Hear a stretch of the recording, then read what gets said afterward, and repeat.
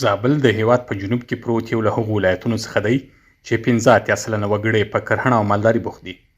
څو کلونو پرله پسې وچکالۍ کروندې له ستونزو سره مخ کړي دي.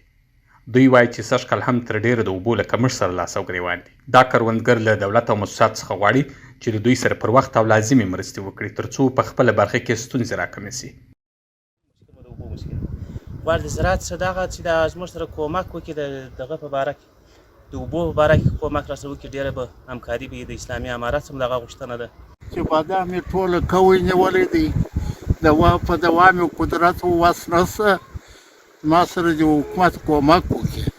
بادام یې ټول هغه په بوټي کې دغه کوی نیولی دی. ما ته یې دوا راکړي زه دوا پر وباسم.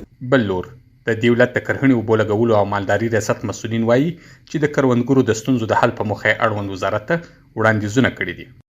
دپاره وسایل باید پیدا شي. هم پیشنهادونه کړي دي موسساتو ته هم وزارت ته هم.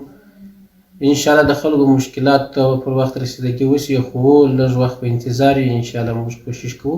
همداراز نوموړی زیاتوي چې په تیرو کې د دې ولایت کروندګرو ته خاص پام نه دی سوی، خو اوس یې اړوند ستونزې تر لوړپوړو مسؤلینو او موسساتو رسولي دي.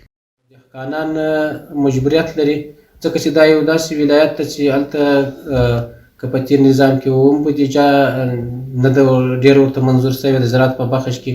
اوس موږ پیشنهاد کړی ده چې زموږ ولایت ته توجه د وزارت په سطحه د امارت په سطحه او بل د موسساتو راجلب کړو چې د زراعت په بخش کې زابل ته کار وشي او د خلکو ضرورتونه پوره سي. په تیرو کې هم اړوند ریاست ته کروندګرو ته د توزیع په موخه یو شمېر تراکتورونه ورکړل سوي وو چې لا هم نه دي ویشل سوي.